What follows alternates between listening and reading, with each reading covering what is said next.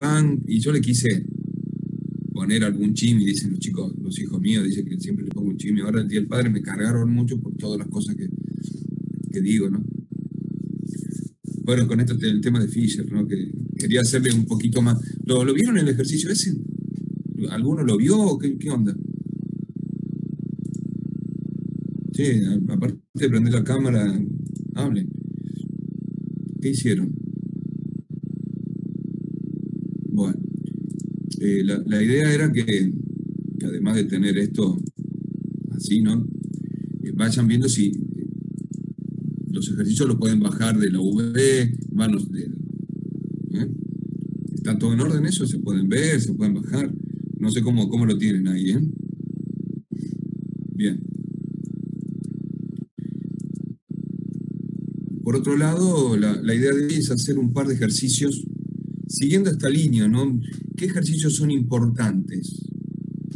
Como bien seleccionados, así, los de Van, obviamente, los de Van, y calculándolo con variaciones de simulación también, los de Van calculado con TIR y el cálculo de donde, comparando dos proyectos, el rojo y el azul, decía yo, pero comparándolo donde se me cruzan, la tasa Fisher, el encuentro ese que lo hizo Fisher. Y no sé si les conté, ¿no? Ramanujan, hice una película del 2016, la acabo de verla hace 2 noches, así que a ustedes no les conté nada. Un hindú muy pobre que logra estudiar matemática muy pobre con un libro y logra hacer en 1920 un montón de teoremas y desarrollos que eran una cosa de locos, que me pareció una excelente historia para que la puedan ustedes seguir, ¿no? Todavía en el 76 y en el 86 se encontraron manuscritos de él que pusieron al lado del libro Principia de Newton, ¿no? Uno de los primeros libros de Newton, el primero, me parece. En la Universidad de Cambridge, donde Newton fue mucho tiempo de la Royal Academia de Matemáticas de la Unión. La historia de Ramanujan, pónganla por ahí, un hindú interesante. De hecho,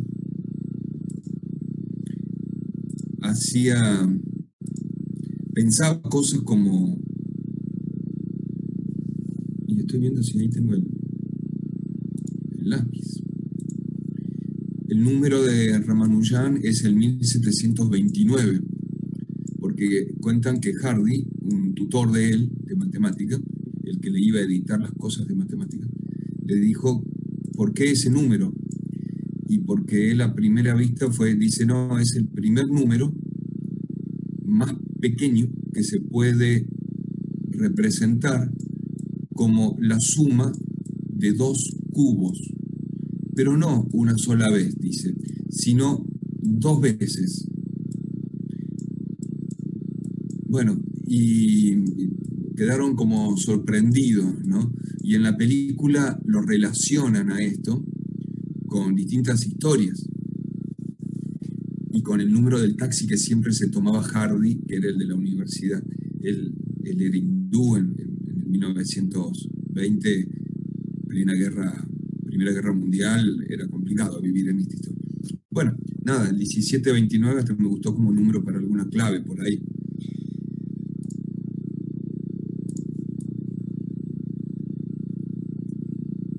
Un poco de anécdotas. La idea Profe, de hoy, sí, ¿cómo es lo de los cubos que no lo entendí bien con los números del ejemplo? no, qué sé yo, dijo, Hardy le preguntaba por qué el número 1799, que es el número entero menor, menor, el menor número entero capaz de ser representado como la suma de dos cubos, ¿sí? Como la suma de dos valores al cubo. El 1 al cubo y el 12 al cubo me dan este número. O el 9 al cubo más el 10 al cubo. 9 al cubo es 729, 10 al cubo es 1000, así que 1000 más 729. Da lo mismo de las dos formas. Entonces es el número, primero, es el más chico de todos los enteros que se puede representar como dos números distintos. Yo porque doy análisis matemático, entonces hay cosas que como que las miro distinto. Newton miraba la matemática con una mirada interesante. Jacobo también, pero con otra mirada, muy, muy distinta, era en el día y la noche, ¿no? Y Ramanujan, que de hecho, ustedes saben que doy termodinámica también, y yo de los libros de termo estudio con un libro, o les enseño con un libro que es hindú. Me llama mucho la atención la enseñanza hindú y la matemática hindú. De hecho, ha influenciado muchísimo allá por el año 900, el año 1000, todo lo que sea hindú a la matemática de este siglo. Porque, por ejemplo, no, sí, qué complicada. Esa es la película, El hombre que conoció al infinito. Vos sabés que no me salía el nombre y no lo quería decir. Bueno, porque después me cargan, mis hijos me cargan, che, te olvidas las cosas. Es cierto, sí. El hombre que conoció al infinito se llama la película. Resulta que Jacobo y los jacobinos, ese es el símbolo de un jacobino, de un Jacobo, ¿no? Los Ramanujan piensan muy distinto, tienen una lógica que no es inductiva, o no llega a ser inductiva, tampoco llega a ser intuitiva, pero de hecho seguro, no es la lógica que tenía Descartes, o la lógica que tenía Newton, que era el orden y el método, y primero pruebo las cosas y después las relaciono, ¿no? El método de Descartes. Entonces, ha hecho muchas cosas buenas. De hecho, de los hindúes, tenemos el símbolo del cero, o la nada misma. El símbolo del cero se encontró en el año 1000 en una de las columnas de un estudio templo hindú, del cual adentro del templo enseñaban matemáticas. Y el símbolo del cero es así. Es el opi. ¿Alguien de todos ustedes sabe qué es el opi? No me digan el símbolo del cero porque esta parte ya la sé. A ver, cuéntenme qué es el opi. Me gustaría ver las caras. ¿Qué es el opi? No, nadie jugó con tierra. ¿Qué es el opi? O sea, no solamente no veo las caras, sino que veo nombres 80-131, Agustina o Agustín. No solamente no veo las caras, sino que no le veo nombres nomás. ¿Qué es un OPI? Yo pongo cara, hasta hago gestos. Bueno, les cuento antes de empezar la clase y cierro con esto. El OPI es lo que queda en el piso, en la tierra, cuando yo con el talón del pie hago este movimiento y levanto, y ese símbolo es el OPI. En realidad con la mano también, con el talón de la mano, también lo puedo hacer. Ese símbolo que me queda es el OPI. ¿Qué es eso que dibujé? Un cero. Es lo que usan, profe, para jugar las bolitas, que se usaba antes. El OPI era donde se metían las bolitas. Los chicos por ahí son jóvenes y no han jugado a las bolitas, pero yo soy de esa edad. Vos sabés que Juan José quería que alguien... No, pero los pibes míos que tienen 25 jugaron a las bolitas en la escuela. De hecho, a eso solo jugaban. Y tengo las canicas de ellos, todavía las tengo. Y obviamente las mías son mucho mejores, pero yo con eso jugaba a la bolita. Tenía la chuntera, el ojito de gato y el OPI. Pero resulta que se llama OPI cuando no queda nada de ninguna bolita ahí. Solo queda el símbolo. Queda vacío. Por eso el cero es... Bueno, nada, era de esta época eso. Del 1000. Así que imagínate. Así que Newton, Jacobi y Ramanujan me parece que tienen una lógica deductiva, intuitiva y a través del método de Descartes para poder relacionar las cosas diferente. Así que ahora empezamos con el análisis de hoy. Profe. Hoy hubo una... Sí. No, me quedó la duda ese del menor número.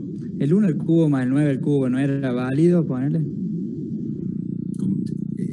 A ver, el 1729 es el menor de los números enteros, que puede ser expresado como la suma de dos cubos. Y encima, doble vez expresado. ¿Se entiende? Sí, A cómo ver, llegaba al resultado, sí, pero me da duda que sea el menor, o sea, bueno, ¿por qué no probá, esa es la historia. Probá a ver si hay otro más chico que se tengo que pueda ver? hacer.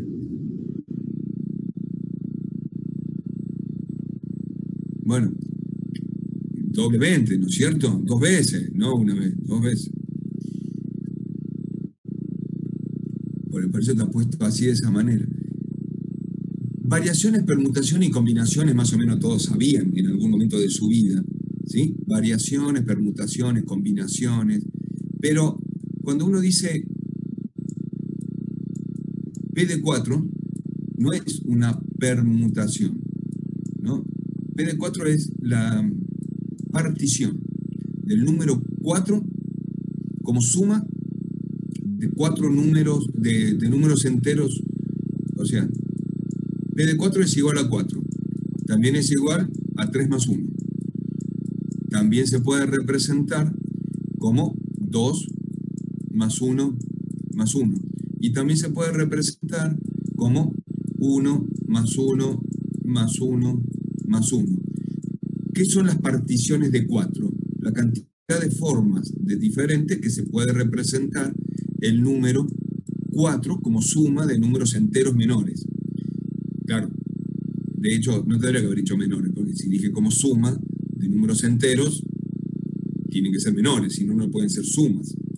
Entonces, 1, 2, 3, 4 y 2 más 2, partición de 4 es 5, así que, y 2 más 2 es también 4, y tengo 5 formas diferentes de presentar al número 4 en forma de partición. ¿Está bien? Resulta que partición de 100 es un número muy grande en el 10 billón de veces. Y partición de 1000 es un número que ronda los 1000 billones. Bueno, Ramanujan estudiaba esta parte, las particiones. Y estamos hablando de un análisis matemático de hace 50 años, ¿eh? No estamos hablando de hace 1000 años. Que hay muchas cosas que todavía no están estudiadas, demostradas, que tienen fórmulas muy interesantes. Muy, muy interesantes. Después me puse a leer, después de ver la película me puse a leer bastante de él, de la historia de él y de lo que estudió en matemática, y me resultó muy interesante para mis primeras clases de análisis 2 en agosto. Pero hoy nos rellama la evaluación de proyectos y siguen escribiendo. Bien, Luciano Arcuri. Bien, el parcial, y ya lo vamos a poner, lo estamos confirmando el 3 de julio, para darle más tiempo a ustedes. Pero bueno, eso lo íbamos a confirmar y lo íbamos a escribir, pero en vez de ser la semana que viene, va a ser el 3 de julio. A las 15, a las 14, estamos viendo por ahí. Ya pedimos turno en la UB, en la universidad, en el departamento, digo, y cuando nos confirmen eso, ya se lo damos confirmado a ustedes. Creemos que no va a haber ningún problema, porque para pedir turno va a ser ese día. Digo, tenemos que pedir turno para ese día. Por el uso de la UB, viste que hay algunos problemas para no pisar con otros parciales, para tener esa responsabilidad de no perjudicarlos a ustedes, dos parciales el mismo día, viste que tengan un solo. Bueno, toda esa historia. Hasta ahora, 3 de julio, 14 horas, 15 horas, también le vamos a poner bien el horario, pero me parece que ese horario no va a molestar a nadie. Bueno, les cuento cuál es la idea. Y les digo otra cosa, me parece que hay una mirada interesante. Hoy ocurrió algo importante. Le pusimos una moneda al Club de París desde Argentina, ¿no? Y el Club de París no es un club, precisamente. De hecho, se reúnen en París porque París es muy lindo, no porque sea el club de París, sino que es como el banco, el BID, el Banco Interamericano de Desarrollo, el Fondo Monetario Internacional, o los bancos, el Banco Mundial, el BM. ¿Qué son?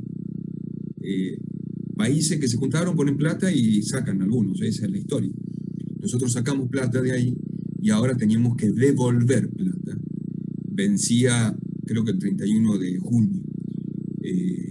Entonces, en vez de pagar todo lo que pedimos, le dijimos, mira, te debo 2.300, realmente ese es el número, 2.300 millones, te debo 2.300, pero te voy a dar, qué sé yo, 1.000 te voy a dar, pero no me pongas en default, yo te lo voy a pagar el resto. Eso le dijimos. Parece que los tipos del Club de París, que son países, no es gente de un club ni nada por el estilo, ni siquiera inversores, dijeron, dale, che, te aceptamos, mira, en medio de la pandemia, ustedes están de pobres, te aceptamos. Eso es muy bueno, eso es muy bueno, porque no entramos en default, estamos un paso antes, pero te quiero pagar, eso es lo que le estamos diciendo, te pongo. Y entonces nos refinan, como que nos dijeron de palabra, mira, lo que me estás debiendo, vos me pagás esto, pero lo que me estás debiendo hasta marzo del año que viene al 9%, al 9%. Es una tasa altísima para el mercado de capitales internacionales, pero es una muy buen negocio. ¿Por qué? ¿Alguien lo analizó? Es una boludez, pero digo, ¿por qué? ¿Alguien analizó ¿Será porque eso? entrar en default nos haría perder mucho más que ese 9%? ¿Y qué perdemos si entramos en default con el Club de París? Y, o sea, no solamente con el Club de París, sino con la imagen internacional, me imagino. Y Así de financiación, no nos financian más. Claro. O sea, se cortan todas las líneas de financiación del resto de los fondos. La verdad, Juan, que a mí la imagen no me preocupa, y creo que a nadie le preocupa la imagen de Argentina en el mundo, en estos términos, no económicos. Esto más bien es una cuestión económica. ¿Qué financiación haría perder? Ese análisis me gustó por ese camino, no por la imagen, sino por el camino. ¿Qué financiación haría perder? Y escriben en el chat y no puedo. Y a futuras financiaciones de otros entes financieros, imagino yo, o tenemos acceso a alguna otra financiación, pero a tasas mucho más altas que las normales. Sube el riesgo país. No, vos fíjate, ya le tiró una, sí, porque la quiso tirar y clavar el ángulo del riesgo país. No, mirá esto. Está en blanco esta pantalla, pero yo quería poner otra cuestión.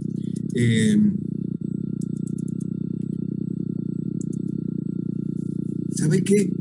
El Club de París, que está hecho por países, cuando viene de Francia para acá, viene esto que se llama esta empresa automotriz que hace muchos autos, francesa, Renault.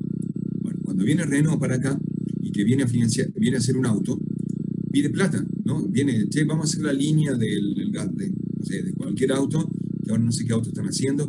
Bueno, vamos a hacer la línea pero mientras hacemos la línea pedimos plata, $2 millones, $4 millones. ¿Quién me lo presta? Un banco en Francia. Y si nosotros le debemos al Club de París,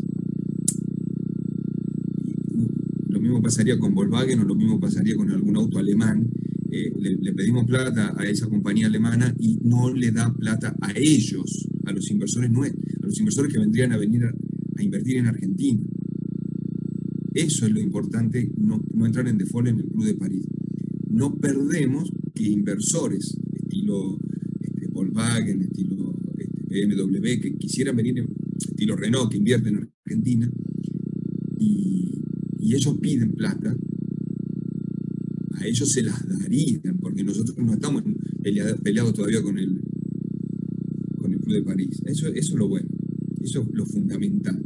Bueno, va por ahí. Guillermo, andás por ahí, no te veo. Bueno, en realidad tampoco te busqué. Bueno, estoy. Bueno, nada, lo del Club de París me pareció interesantísimo hoy la tarde. Tampoco para hacer un monumento, qué sé yo. Pero bueno, son negociaciones interesantes. De hecho, está bueno porque vamos a pedalear, a patear para adelante todo. Es como sacarle una moneda a mi hijo más chico. No, te la doy mañana, pasado, el año que viene, y ahí pedaleo. Y cuando te va a dar la plata, no lo agarra más porque no está en el país, ya se fue. Es de viajar y no volver. Bueno, escuchen esto. Vamos a hacer un ejercicio de vea. Otro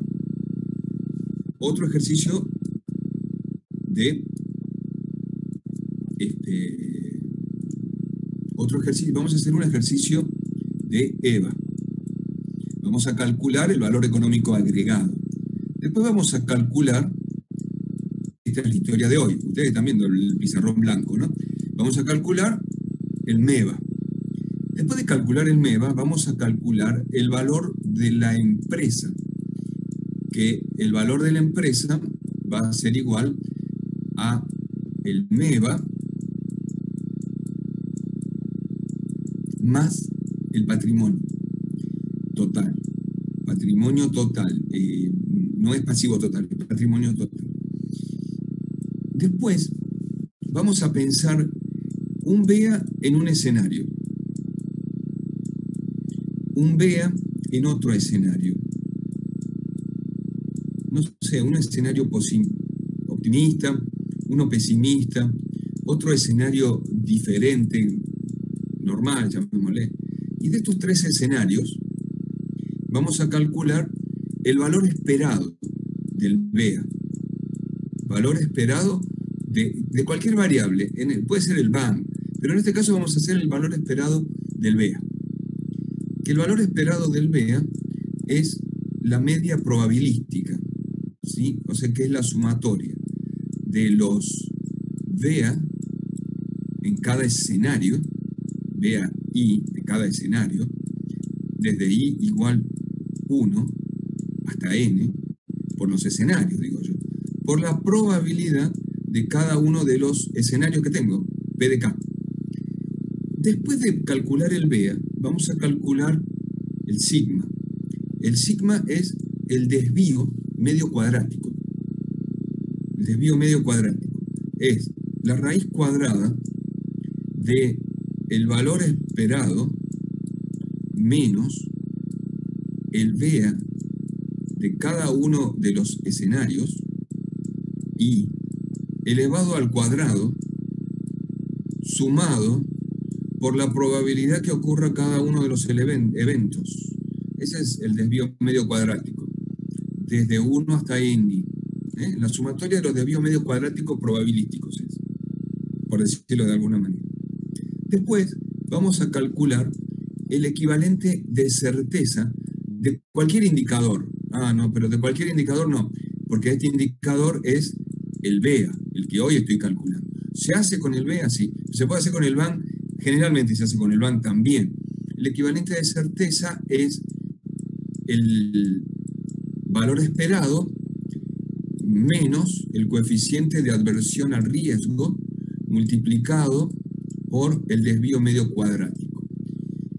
Y eso me da el equivalente de certeza del BEA, del EVA en este caso, que es una de los criterios de selección de proyectos. O sea, primero vamos a calcular el EVA. Después vamos a calcular el MEVA. ¿Qué era el MEVA? El MEVA era la suma de los EVA o BEA futuros por el factor de actualización. Desde 0, porque el primero no se actualizaba, hasta N. Perfecto. Calculábamos los MEVA, valor económico de mercado. Después calculaba el valor de la empresa, como el patrimonio más lo que generaba la empresa. Claro, es lo que tengo como empresa en el patrimonio total, más lo que genero, ahí lo vendo la empresa, valor económico de mercado de la empresa. Después de calcular esto, generaba una tendencia de escenarios, 3 escenarios. Y después de calcular los 3 escenarios, calculaba el valor esperado, que es la media probabilística de lo que tengo. Después el desvío medio cuadrático y después el equivalente de certeza. Es decir, lo iba haciendo por pasos. Esto es lo que yo quiero que ustedes aprendan en este orden, porque el esquema de trabajo me está dando pautas de trabajo. Me está diciendo cómo tengo que... Digo, ¿es importante el EVA? Fundamental. Pero si lo actualizo año por año, ya tengo el MEVA. Y si a ese MEVA le sumo el patrimonio, tengo el valor de la empresa, ya es otra cosa. Y si además lo varío en escenarios probabilísticos, empiezo a tener los equivalentes de certeza. Hago esto y me voy. Así, porque hace frío en Carlos Paz. ¿Sacaron foto? Ese es el orden de trabajo de hoy. ¿Ya está? Listo, profe. Era Windows Pre-Imprint. Así les queda el esquema de la clase. ¿Estamos? Me fui entonces. Windows Imprint y ya tengo el esquema de la clase. Podemos volver a esto porque nos va a trabajar de otra manera después. Bueno,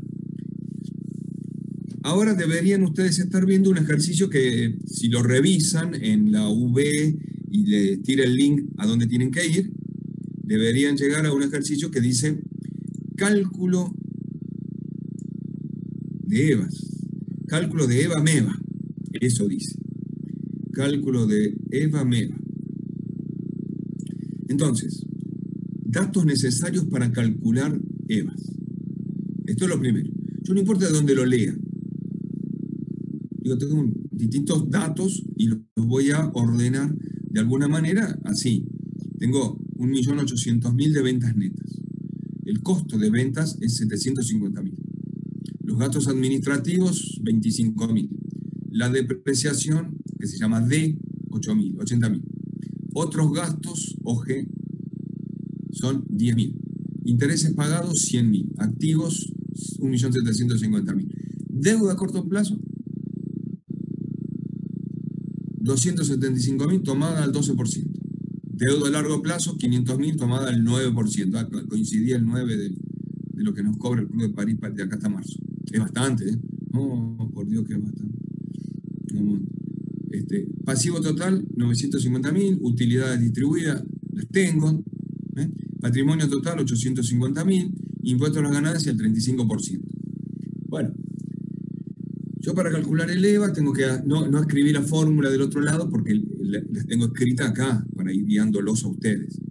Para calcular el EVA tengo que calcular por un lado el UODI y por otro lado el costo del capital. El UODI, vamos a empezar por el UODI. Entonces empecemos. Para calcular el UODI vamos a hacer la utilidad operativa. Esa utilidad operativa es igual a las ventas netas menos el costo de ventas, menos los gastos administrativos, menos la depreciación, menos otros gastos. ¿Sí? Entonces me va a dar un valor, 935.000 pesos. Intereses pagados, es dato, son 100.000. A la utilidad operativa le quito los intereses pagados y me da la utilidad bruta.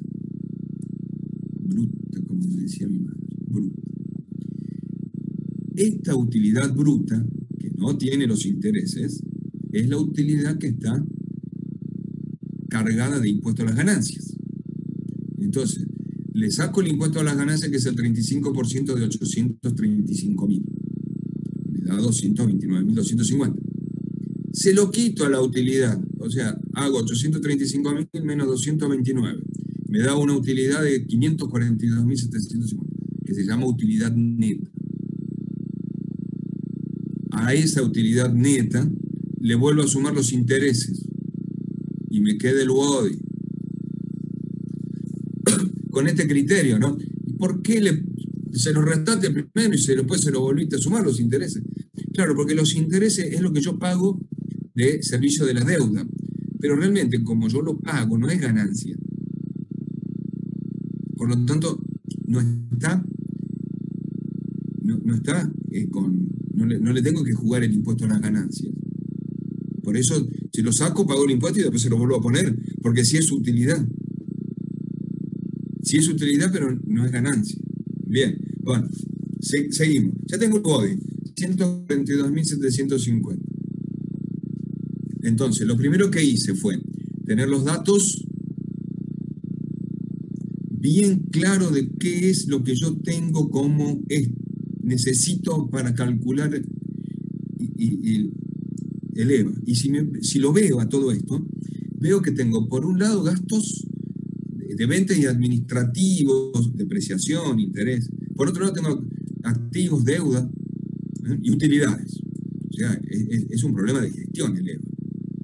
Una vez que tengo el UODI calculado, primer paso, cálculo de UODI, segundo paso, vamos a calcular el capital social, el capital.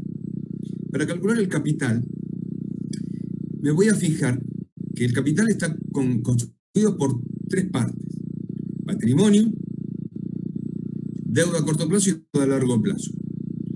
Me fijo en los datos y tengo patrimonio 850.000, más deuda a corto plazo 500.000, más deuda a largo plazo 275.000. Sumo todo eso. Y sumo y me da 1.625.000 pesos. Ese es mi capital.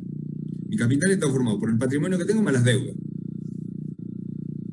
Yo tengo poco capital, lo que tengo mucho son deudas. Bueno, está en eso. Ahora, para poder calcular todo el costo de capital, tengo que calcular cuánto me sale el capital a mí en términos de capital físico, no de deuda, no de pasivo, sino de activo. Entonces eso se llama CC. Dijimos que se llamaba CC o C asterisco en algunos libros. El C asterisco, que es en algún momento es la tasa que pone el inversionista. Lo que él quiere es recuperar de su inversión, ¿no? En otro, si está funcionando si el proyecto está funcionando, es fácil de calcular el CC, el C asterisco, que es el cálculo del capital ponderado, que es la tasa de capital. ¿Por qué es fácil calcularlo? Porque tengo la utilidad y tengo el patrimonio. Lo que yo gano como utilidad dividido el patrimonio que tengo, ese es lo que me costó el capital. Porque está en función de las utilidades. Tengo un 20% de utilidades, listo. Ese 20% es lo que vos me estás dando en el costo de capital tuyo. Perfecto. Capital, activo. Después, vamos a la segunda parte de lo que es el patrimonio, de lo que es el capital, que es la deuda. Por un lado tengo patrimonio, por otro tengo la deuda. La deuda a corto plazo, 275.000. Al 12% genera un interés de 275.000 por 12% dividido 100, entonces me va a dar 33.000 pesos. Ese es el interés que genero con la deuda. La deuda a largo plazo era 500.000. Al 9% es 500.000 por 9, 45.000, 500.000 por 9 dividido 100. Entonces es 45.000, de ahí sale el 45.000. Entonces la deuda total es la suma de 275.000 más 500.000, 775.000. Los intereses totales, la suma de 500.000 más 45.000, 78.000. Entonces, ahora hago el costo ponderado de la deuda, es la deuda total dividido el interés total, o el interés total dividido la deuda total, 10,06%. Bien, ya tengo, por un lado lo que me cuesta la plata y por otro lado lo que me cuesta la deuda, en términos de tasa. La plata me cuesta 14,70%, la deuda me cuesta 10,06%. Ahora calculo el costo promedio ponderado de capital. Calculo cuánto me sale el capital a mí. Y el capital, en términos de deuda, va a ser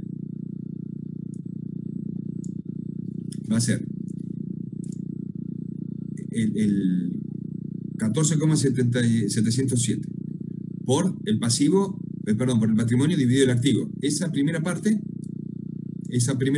es la parte del patrimonio, más el costo promedio ponderado de la deuda por el pasivo total dividido el activo. Esta es la segunda parte, es lo que me sale la plata en términos del pasivo.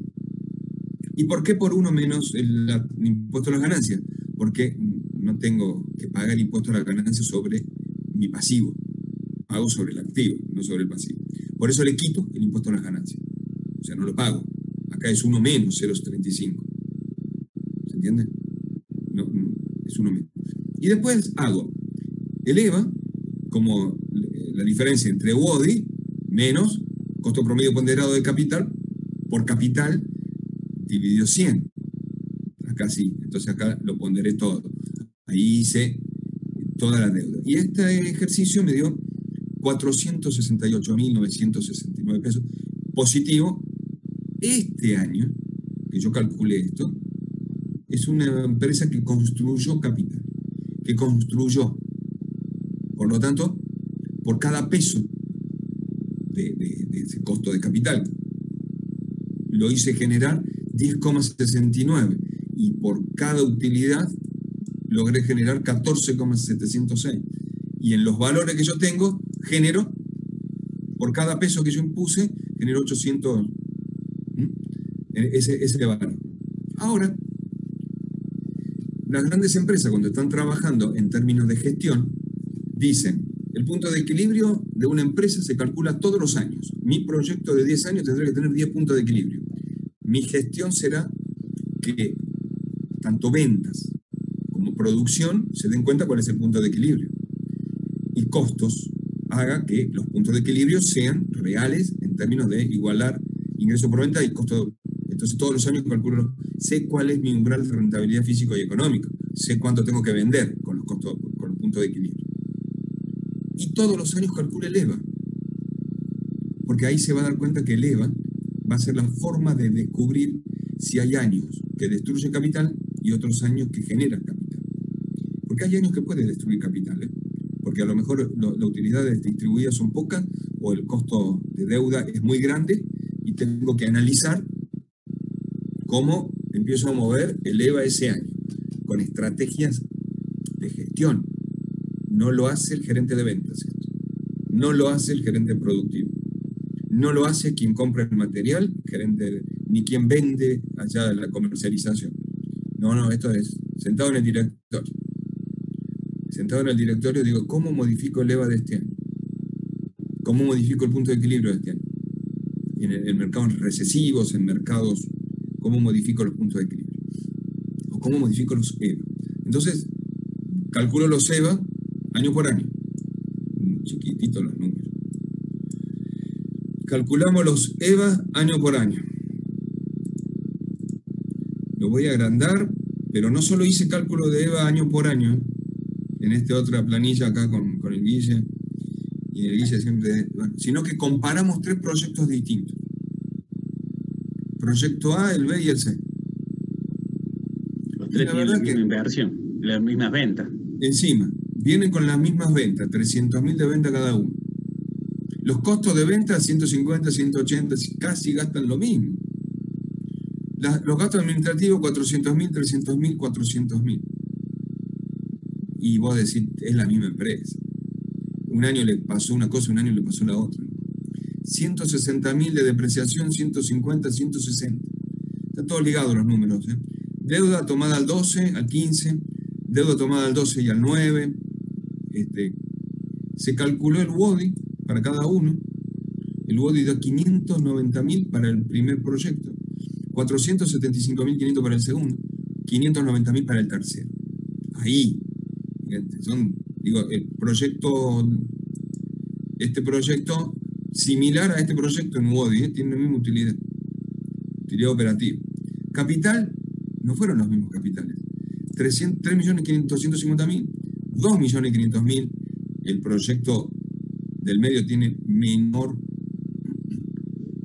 utilidad y menor inversión. Menor costo de capital. Si tiene menor capital, produce lo mismo, vende lo mismo y tiene menor capital. Este proyecto, 3.500.000, tiene más que el primer proyecto, ¿no? Menos 3 millones, 2. Cálculo de lo que me pide el inversionista. O sea, ese asterisco, capital. Utilidad distribuida sobre patrimonio. No lo tengo por ahí, el inversionista no me dice, el proyecto está funcionando. El C asterisco es el costo promedio ponderado del capital, es utilidad distribuida sobre patrimonio. Bueno, intereses de la deuda, cálculo de EVA. Cálculo de EVA. Fíjate el EVA, lo que logró hacer el EVA.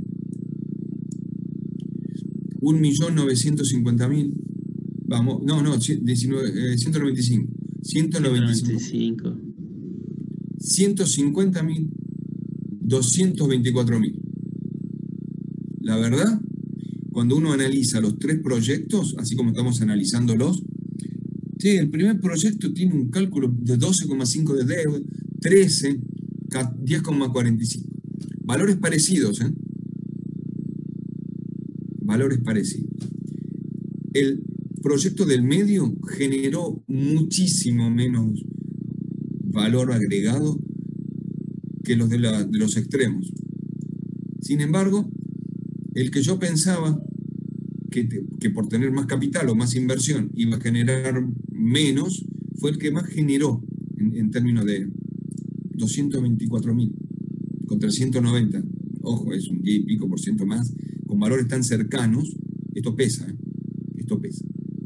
Capaz que tenga un tema importante, donde hay diferencia ahí en ese valor.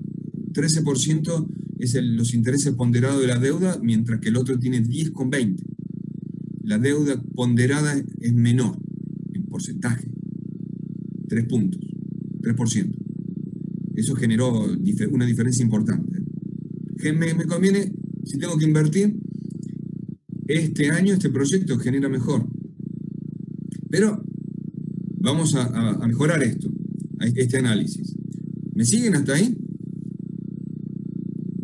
Se me fueron todos. Estamos. Fue una consulta. Sí. ¿Se entendió todo? Es simplemente en el CPPDE está afectado. Sí. ¿Puede que en la otra hoja no esté afectado por 100? ¿O la I mal yo? Acá, vos decís que me falta por 100. Listo, lo ponemos. Sí, ese solo de ¿Te gusta por 100? Listo, ahí está. ¿Ahora sí? Sí. Sí, puede ser. Vos sabés que se tipea rápido, pero sabemos que es un porcentaje. Sabemos que tiene un porcentaje. Tal cual, profe. Fíjense que esto yo no lo saqué es una tasa. Sabemos que es una tasa, tiene que estar por 100. No lo saqué yo del apunte. Vayan allá y corríjanlo en lo que es el Child Point. El Child Point de su autogestión, de su Office 365. Corríjanlo. Le debe faltar el porciento. Igual, profe, usted aclaró que era un porcentaje, está perfecto. Pero está bueno que lo vayan siguiendo. Ahora, fíjense los EVA. Para las tres empresas, pero solo para 4 años, periodo 0, 1, 2, 3 y 4, ¿sí? Que son 0, 1, 2, 3 y 4, son 5 periodos. 4 años, 5 periodos, más o menos. Vamos a calcularle, el EVA de este era 195 el primer año, 200.000 el segundo año, 300.000, 320.000, 350.000, 35.000, año por año. 150, 60.000, 70.000, 82, 90.000. Lo mismo para el tercero. 224, 200, 230, 250, 280. Está, año por año. El factor de actualización siempre es 1 más la tasa, el 20% en este caso. Todos tenían el 20%, ¿se acuerdan que habíamos dicho? Sí, mirá que todos tienen un 20% de la tasa que me pide el inversionista, o si no me la da, es utilidad sobre patrimonio total. El 20%, todos es 20%. Quiere decir que acá es 1 más el 0,20 elevado a la menos 1. 1 más 0,20 elevado a la menos 2, 1 más 0,20 elevado a la menos 3, 1 más 0,20 elevado a la menos 4. Por eso puse 4, porque si no, no me... Y multiplico ahora 195.000 por el factor, 200.000 por el factor actualizado, 300 por el factor actualizado. Bueno, sumo todo esto y me da la suma de los EVA futuros, que se llama MEVA. La suma de todos los EVA futuros, calculado año por año. Y es muy bueno en gestión calcularlo año por año. Veo si año por año construyo o destruyo valor. A todo esto le sumo el patrimonio y me da el valor de la empresa. Este es el valor de la empresa, la primera, del primer proyecto. 1.267.000. 1.260.000. Valor de la segunda empresa es 1.340.000. Y el valor de la tercera empresa, 1.830.000. Obviamente la tercera empresa tiene más o menos el mismo patrimonio, porque lo veíamos arriba, pero genera mucho más. Mucho más. Genera valor mucho más. Fíjense los patrimonios. Vamos para arriba a buscar los patrimonios para que vean. Patrimonio total, 1.000.000. Todos tienen lo mismo.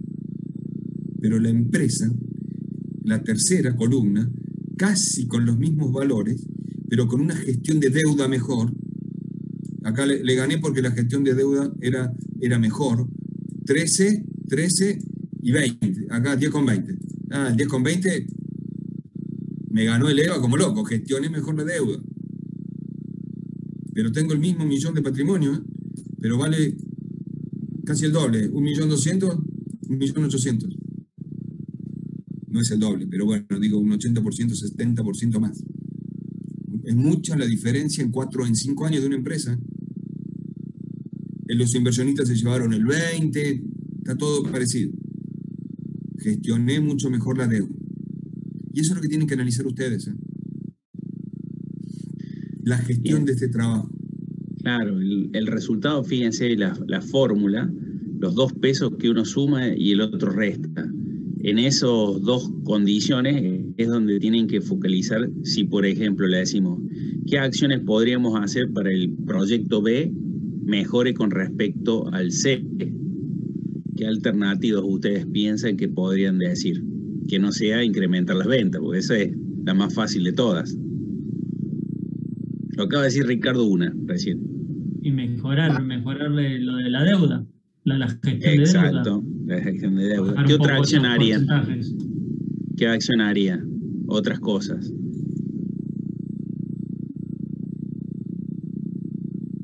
¿A dónde le pego el zarpazo? Porque encima 300.000 de ventas son todos iguales. Las utilidades le doy 20.000, 200.000 a todos por igual. Patrimonio tengo todo lo mismo, ¿eh? ¿Dónde empiezo a jugar con esto para que me dé más rentabilidad? ¿Para que tenga los gastos? Puede ser los gastos, ¿eh? Vamos. Pero fíjense los gastos. Sí, está bien el tema de gastos. Está bien. Traten en este ejercicio, numéricamente ustedes pueden guiándose, pero sálganse de los números, empiezan a pensar fuera de los números. ¿Por qué? Porque hay veces que es muy visible con los números, pero tienen que entender a procesar, vamos a decir, qué acciones podrían hacer.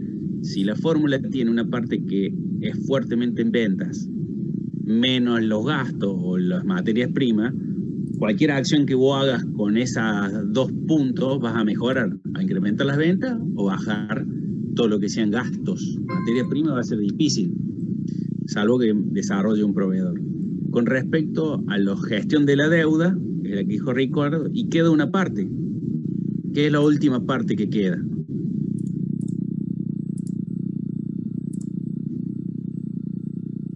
Que empieza con C, parezco los chicos de tercer grado. Que empieza con C. No, que sigue con A. K. Con P. Capital. Muy bien, claro. Capital. ¿Qué tengo que hacer con el capital para que el BEA sea más alto? Reducirlo. Tratar de ser lo más chico posible. Y si tengo un capital alto, a lo mejor en el primer año, los próximos años que siguen, a lo mejor utilizar ese capital en abrir nuevos negocios para incrementarme las ventas. No dejarlo quieto el capital, sino moverlo, que sea flexible. ¿Me explico?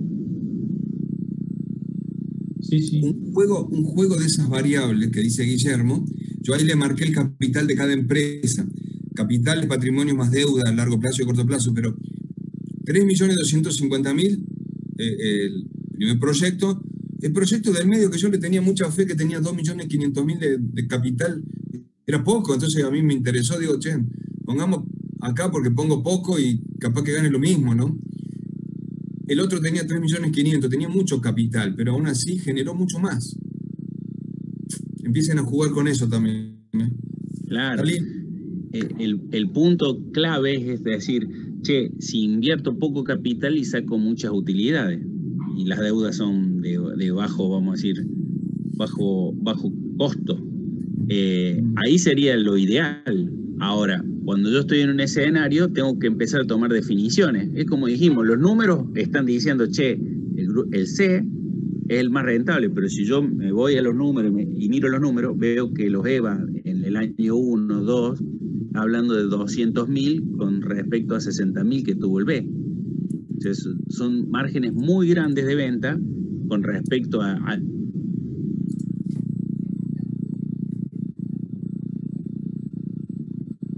Lo tienen en el ejemplo, no son números ahora, ¿eh? Hay análisis acá, no son números.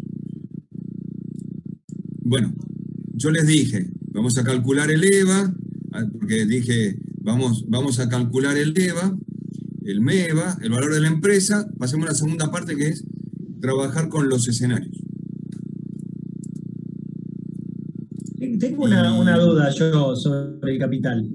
Sí. Por ejemplo, si yo tengo en mi proceso un producto que viene de un proveedor, y ese proveedor es el único y me está cobrando un sobreprecio en lo que me provee a mí. Yo ese capital que tengo, ¿puedo invertirlo en alguna maquinaria para sacarme de encima de ese proveedor y depender de mí?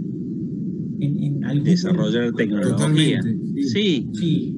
Ahora, sí. si hay... Eso que... Ahí, mira, vamos... Poder hacer lo que pasa que, Juan, si hay un solo proveedor y todos los clientes y todos los que producen tienen un solo proveedor, debe ser muy difícil hacer el producto. O imposible de hacerlo. Por lo cual, ahí va a invertir mucho gasto en desarrollo. Pero capaz que sea el diferenciador más adelante. Bien. Hay que estudiarlo a largo plazo eso. ¿Por qué la inversión mía? Porque cuando invierto en desarrollo propio, al principio es muy caro y a la larga es más barato. Claro. Tengo que ver qué pasa con los costos míos. En realidad, el costo productivo, eso te va a impactar más en el BAN que acá, que en el BEA. ¿Sí? Lo primero que tienen que pensar es cuando hay un solo proveedor, hay dos situaciones. O es muy difícil hacerlo o hay una regulación que obliga a que exista uno solo.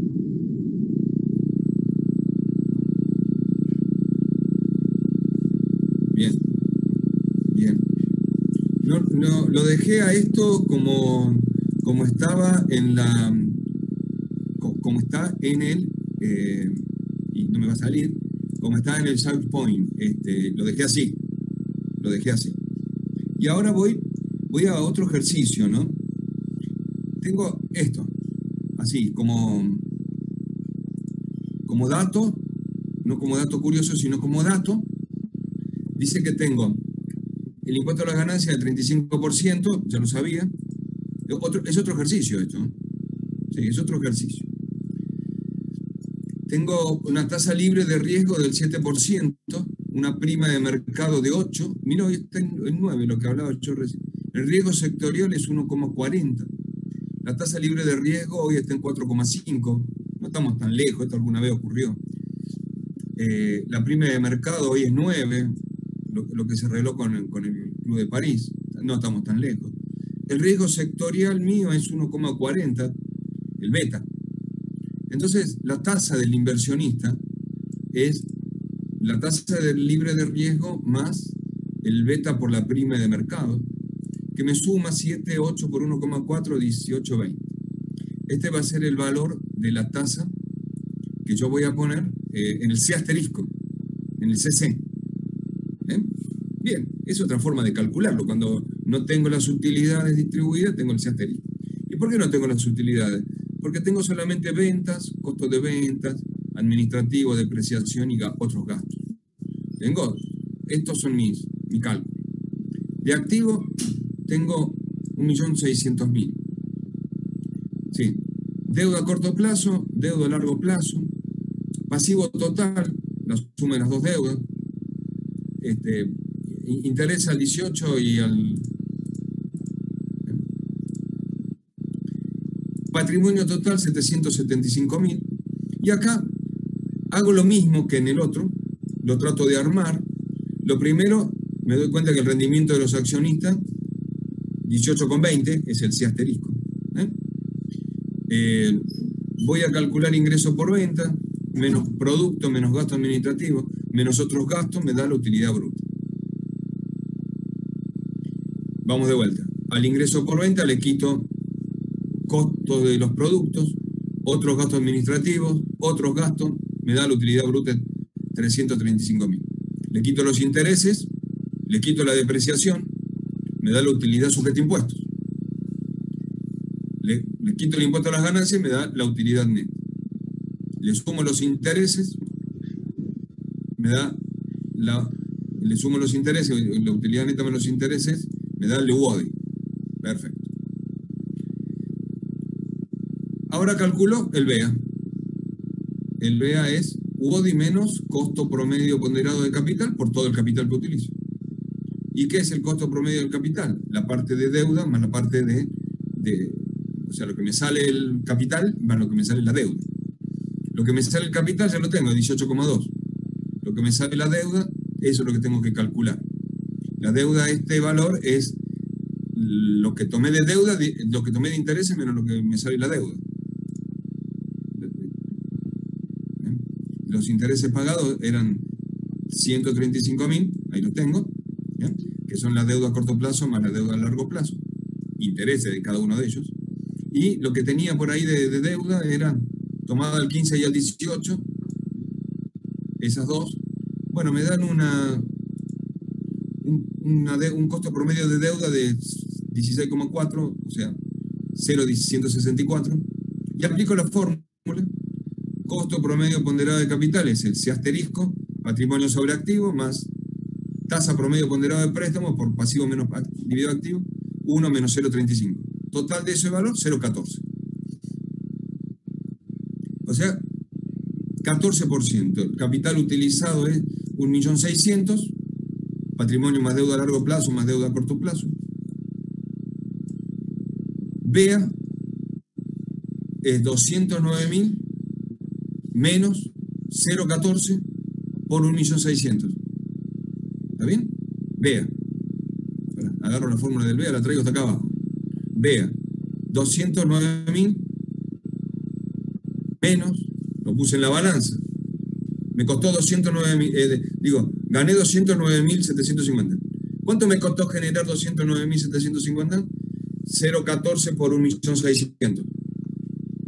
Ese es el razonamiento. Resulta que eso me da menos 14.000 pesos. Puse más de lo que saqué. Destruí mi valor, estoy en el horno. Destruimos valor con esto. ¿Qué pasó acá? ¿Qué pasó con esto?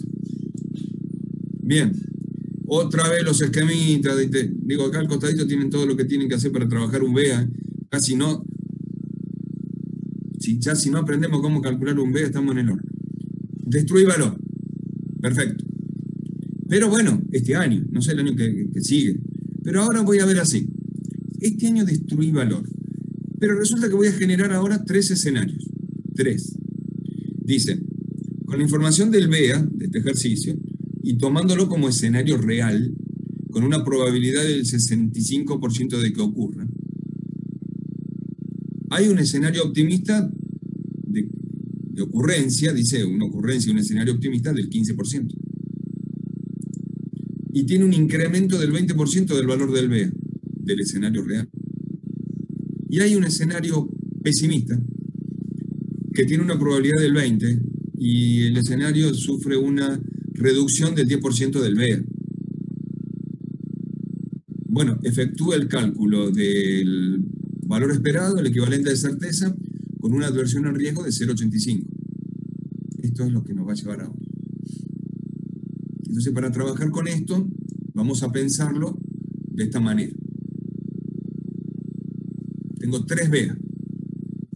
Uno que me dice 14.250 y la probabilidad de este escenario... Me fui, perdón.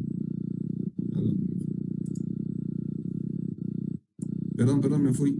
Y la verdad que no sé a dónde. Bueno, acá volví. Tengo 3 BEA, dije.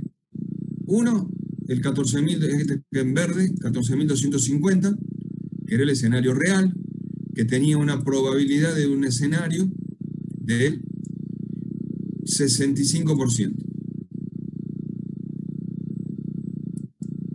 Otro, BEA, de un escenario optimista, el 20% mayor que este, 17.100, también negativo, que ocurría al 15%, y un escenario pesimista del 12.825 que ocurre en un 20%. Obviamente 65 más 15 más 20 tiene que dar el 100% de todo mi escenario, porque es la suma de todos. Y voy a calcular dos cosas. el valor de la probabilidad. 0,65 por 14,250, 0,15 por 17,100, 0,20 por 12. Sumo todos los BEA por la probabilidad, 14.329, negativo, pero ya se lo dejé afuera el negativo, se lo puse acá adelante. Profe. Y este 14.329 negativo es el valor esperado del BEA, probabilístico, es la media probabilística. Bien, me falta una columna ahora, ya tengo un valor importante. Ahora voy a hacer los desvíos medios cuadráticos. El BEA menos el valor esperado. El BEA menos el valor esperado. El BEA de ese escenario menos el valor esperado. Lo elevo al cuadrado y ya tengo los desvíos medios cuadráticos. Los sumo todos y los multiplico por la probabilidad. Le saco la raíz cuadrada y tengo la desviación estándar. Como en estadística. Ahora voy al equivalente de certeza y dice que el equivalente de certeza me mide el valor esperado, 14.392, menos el coeficiente de aversión al riesgo, que era el 85% según lo que me decía el inversionista, multiplicado por el desvío. Esto corrige el resultado del valor esperado, porque el valor esperado, como promedio probabilístico, puede o no ocurrir en la desviación. Puede o no ocurrir en el desvío cuadrático. Entonces lo corrijo con ese más menos. Entonces, si el coeficiente de desvío es 1226 por 0,85, 14.000 menos 0,85 por 1.226, es menos, entonces me queda menos 15.469. Este es el equivalente de certeza del BEA en este ejercicio. ¿Lo puedo calcular año por año? Sí. ¿Qué me dice? No solo me está midiendo el valor promedio esperado, sino que me lo compara en distintos escenarios. Ahí va, ¿eh? Me compara en distintos escenarios. ¿Se entendió? ¿Profe? ¿Me miran? Ahora, cuando Profe, alguien me disculpe. dice... Sí. Quería preguntar, ¿de dónde sale el coeficiente de aversión al riesgo? Lo pone el inversionista. ¿Y de dónde salen los porcentajes de probabilidad de los escenarios en la vida Bien. real? El coeficiente de aversión al riesgo lo pone el inversionista. Es cuánto está el tipo jugado a invertir. Más cerca de 1, mayor probabilidad de inversión tiene. Mayor riesgo toma también. Acá está tomando un 85% de riesgo. No toma el 100% del riesgo total. Porque puede tener distintas miradas el inversionista de decir, no tengo en cuenta, no confío en los datos de dónde salen, no confío en Piana que calcula, no lo confío en Guillermo que calcula con datos que no me gustan. Bueno, el nivel de confianza que tengo para el cálculo, el nivel de información que tengo para el cálculo. Entonces, ahí viene. Después, ¿quién pone la probabilidad de cada escenario? Vos, el consultor, el ingeniero que hace el cálculo. Y hacete cargo. ¿Cuál es la probabilidad de que ocurra cada escenario? ¿Cuál es la probabilidad de que ocurra que tengamos un 29% de inflación en el periodo 2021? Y 20%. La probabilidad de que ocurriese una inflación del 29% era un 20%. Todo el mundo lo sabía. Pero bueno, es una probabilidad que puede ocurrir. Digo, todos los escenarios son posibles.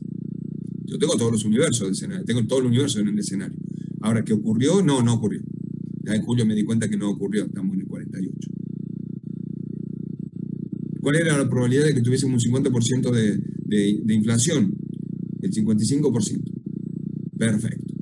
¿Listo? ¿Ocurrió? Está ocurriendo.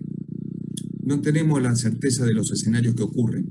Lo que tenemos son información, y cuanto más información tenemos, menos incertidumbre generamos en los escenarios. pero ese riesgo y esa incertidumbre de escenario la tengo que reducir con estos esquemas de métodos, ¿no? Con estos esquemas. ¿Quién pone el 65, el 15 y el 20? Yo te aseguro que suma el 100%. Distribuirlo como vos y tu criterio crean, del manejo de información, el manejo de conocimiento y la certeza de la probabilidad. Jugate. ¿Se entendió? Sí, profe, todo claro. Gracias. Profe, ahí en los escenarios, el pesimista no debería tener el vea más negativo. Vos sabés que el pesimista sí, pero dice que es el 20 del de arriba. Vos sabés que lo estaba viendo y estaba viendo que podía ser diferente, porque al ser negativos, este tendría que ser un 15, un 20% más chico, y este también. Véanlo a eso, capaz que eso no está bien calculado. El procedimiento sí, capaz que esos valores tendrían que ser al revés, 12 y 20. Tal cual, sí, sí.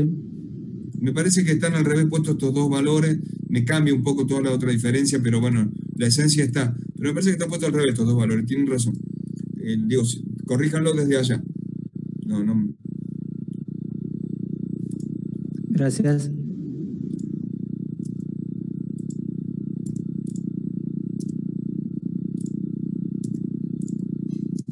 Parece que así tendría que ser, y ahí cambió todo lo otro. Bueno, algo así. Pero bueno, Profe, esa es la esencia. Acá hay otra cuestión también. Método. El esquema de trabajo. Y además otra. Se hace con los VEA, los escenarios. ¿Se puede hacer con otros indicadores? Sí. ¿Con cuáles? Con todos. Pero todos voy a trabajar un montón y a lo mejor hay indicadores que no me representan el proyecto. Entonces hago con aquellos que representen el proyecto. No trabajo de más. Me fijo cuáles son los que representan al proyecto.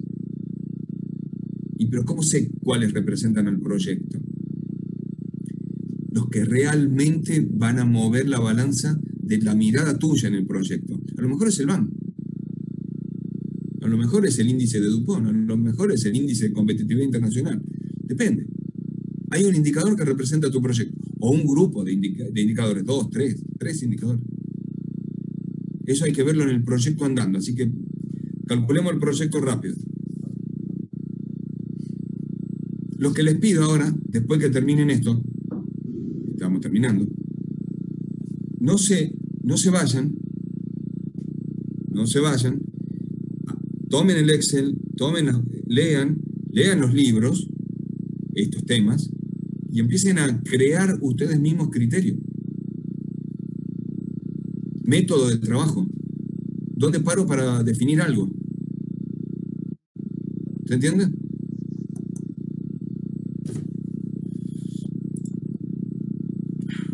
No, la verdad que ya no sé cómo, Guille, pero viste que le damos la vuelta, vámonos para acá, de acá le mostramos una cosa a la otra. Tienen que jugar con los números un poco, así van viendo qué moviliza para arriba, para abajo. En esto que decía Ricardo son probabilidades, donde tomamos esas definiciones y bueno, en la realidad hay consultores que te dan esas probabilidades. Cuando uno toma decisiones sin consultar a expertos, comete muchos errores. Es un momento de aprendizaje Les comentamos que datos sin tener una objetividad y una certeza de información puede ser crucial, sobre todo en este punto que uno está por corregir la posibilidad de los desvíos que haya cometido en los errores en la información previa. Entonces, cometer un desvío de 1 o 5 puntos puede ser garrafal en el proyecto real, ¿no? Acá académicamente podemos errarle hasta por 50 si quieren. Quedan un par de clases. Ricardo, no sé si la fecha del parcial está... Yo se las comenté, le dije que estaba el 3 de julio y que teníamos que ver la hora 14, 15 y que estábamos un poco como esperando que el departamento nos autorizara porque había que pedir otro por ahí. Sí. Pero bueno, estamos en ese valor. Sí, este fin de, ahora en estos días se va a hacer unas pruebas para confirmar y seguramente, pero el examen está definido que va a ser en este cuatrimestre. Sí. Yo les quería mostrar, aparte, yo sé que ustedes lo están leyendo, pero no quiero complicarles la vida un poquito. No, a ver si así sale. ¿Están viendo objetivos específicos? Se ve. ¿Sí? Esto es el vaca urbina. Digo, sí, vamos a leer el vaca urbina. Sí, leamos qué pensó. Esto es análisis de administración de riesgo. Dice, el alumno identificará el concepto de administración en proyectos, demostrará, señalará los métodos para analizar riesgo. Y, a ver, no importa todo lo que están leyendo, que es más o menos lo que a veces le decimos nosotros. La crítica del riesgo, la filosofía del enfoque, qué es riesgo y qué es probabilidad. Qué es riesgo y qué es probabilidad. Y empieza a comparar, a ver a dónde me fui con esto. La filosofía del enfoque del riesgo y la incertidumbre. Empezó a analizar el valor presente, el BAN, las tasas de salvamento, las tasas de inflación, empezó a analizar esto. Después terminó, esto ya lo podríamos leer en cada una de esas tablas, como leemos el valor presente del BAN, ¿no? El BAN. Pero después dijo, hay un riesgo que tengo aún en el BAN, y empezó a trabajar el BAN con la TIR, y ve que la primera, 5.900, el BAN, valor presente neto, la primera no está actualizada, ¿no? Todas las demás corrientes están actualizadas. ¿Ves? 1 y la tasa al 0.15, están todas las demás actualizadas. ¿Eh? La tasa de... Después dijo, no, pero hay un problema. Acá está sacando ingreso menos costo WODI, digo, el WODI, ¿no? Está sacando el WODI. Pero tiró la empresa con riesgo tecnológico, la empresa con bajo riesgo, y empezó a medir la medición del riesgo en el mercado, y le tiraba distintos optimistas, pesimistas en los distintos años. Ya empezamos a hablar de probabilidad de que ocurra, 4,5, la probabilidad del riesgo. Y empezó a ver, midió el riesgo, el enfoque del análisis del riesgo. Cuando lean ustedes los libros van a ver criterios similares a lo que estamos diciendo nosotros. Bien.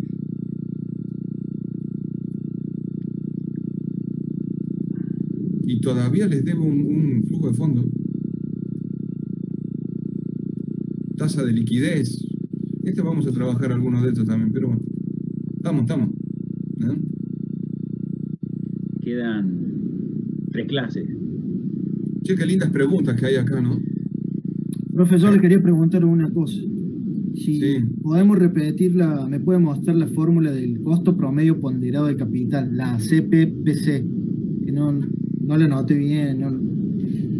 Es la del costo CC con asterisco por patrimonio sobre activo. Sí, más. CPPD.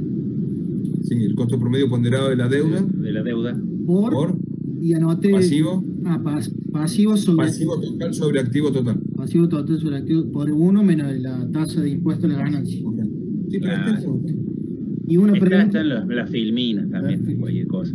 Y una pregunta más sobre el proyecto es, cuando están haciendo los análisis, ¿lo tratamos de hacerlo más real, como que lo vamos a hacer en serio? Sí, Porque, Totalmente que lo vamos a hacer en serio. por ejemplo, yo tengo que hacer gasto de publicidad. Yo no voy a gastar la plata, mi patrimonio, por ejemplo, en publicidad de televisión. Si a mí no me sirve para mi producto, capaz que me sirve hacer por una red social. O yo tengo Bueno, que buscar. gastarás ahí. Todo Pero tiene un costo. lo tenés que cuantificar. Pero tiene un costo. Claro. Eh, Bueno. Cada decisión que ustedes tomen va a generar un gasto o un costo. El tema es saber qué es lo conveniente para su proyecto. Y después, cuando finalicemos el año, después de los resultados que nos dé esos proyectos, como lo han planteado, habrá la reingeniería de estas decisiones que estamos tomando. ¿Qué hacemos? Hacemos el terreno, no hacemos la empresa, la alquilamos el lugar, no hacemos más publicidad, invertimos más en este subproducto. Bueno, ahí estará la habilidad de ustedes de defender el como si nosotros fuésemos los inversionistas a poner dinero y decimos, che, no queremos un 20, queremos un 35 ahora. Y bueno, ustedes tendrán que ver cómo hacen para lograr que ese proyecto sea viable o desechable. No quiere decir que esté mal, que no se puede invertir. Perfecto, gracias. Bien. Che, para que lean los libros ustedes, fíjense que valor presente neto, valor actual neto, actual presente, es lo mismo, ¿no? Pero Bakurbina lo llama valor presente neto. Pero cuando lo calcula a ese valor presente neto, el primer periodo no lo actualiza, menos P. Tal cual decimos nosotros. Flujo neto efectivo de fondos, dividido una actualización. Flujo neto del año 2, dividido 2 actualizaciones. Del año 3, 3 actualizaciones. Está calculando, acá te lo muestra. Pusiste y los flujos netos efectivos, más los valores de salvataje, los valores de rescate al último del proyecto, que es lo último que traigo actualizado al primer valor, al primer año, ¿no? Los valores de rescate, el valor residual, el valor de salvataje del proyecto en periodo 5. Bueno, eso por un lado. Van contra tasas. Fíjense cómo van bajando, los van con las tasas. Esta tasa, ahí, punto, ese punto, ¿ves? Le cambié la flechita, ¿eh? Cada vez manejo mejor la computadora. Tasa interna de retorno, de rendimiento. Es la tasa de descuento por la cual el BAN es 0. Es la tasa que iguala la suma de los flujos descontados a la inversión inicial. ¿Cómo la calculamos? Bueno, el Excel la calcula directo y tengo otro formato para calcularla. Ahí, ¿cómo calculaba el valor de salvamento, el BS, valor de salvataje? Salvamento, rescate. Bueno, la verdad, yo se lo quería mostrar y leerlo así rápidamente, para que además vean ustedes, y agarré el Bakurbina, podría haber agarrado el otro, para que realmente ustedes vean Bakurbina, Zapac Chain y el ONUDI con el esquema de trabajo son los libros de cabecera de esta empresa, que se llamaba Cómo aprobar evaluación de proyectos. Y para que ustedes lo vayan leyendo, vayan viendo de ahí. Nada. Dice. Sí, entrenen. Ahí los libros tienen preguntas también que están muy buenas para ir ganando, vamos a decir, experiencia. ¿Se puede decir algo del parcial? ¿Cómo más o menos va a ser? Como la otra vez, pregunta y algún ejercicio. Recuerden que si le decimos el ejercicio, el número es importante, pero más importante, la pregunta puede ser el criterio, no el resultado, ¿no? Un poco lo que estamos viendo acá. ¿Qué harías si te da este número o el otro? ¿Qué decisión tomás? Puede existir respuestas que sean, vamos a decir, similares, pero uno sea mejor que la otra. No quiero decir que uno sea blanco y el otro negro.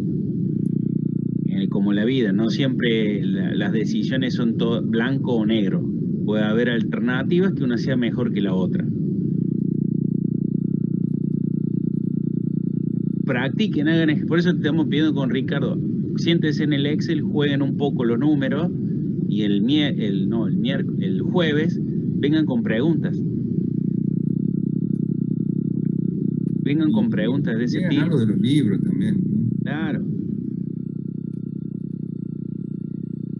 Estoy hojeando un poquito el libro de Zapac Chain para mostrarle algunas tendencias. Pero bueno, que lo hagan ellos también, ¿no? Pero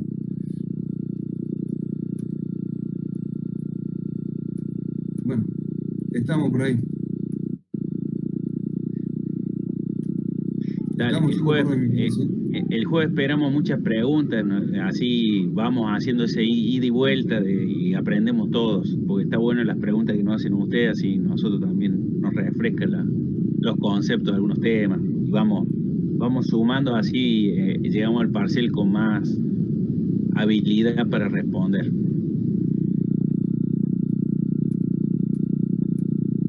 Listo. Nos vemos. Gracias, chicos. Buenas noches, descansen. Gracias, profe. Profe, muchas gracias.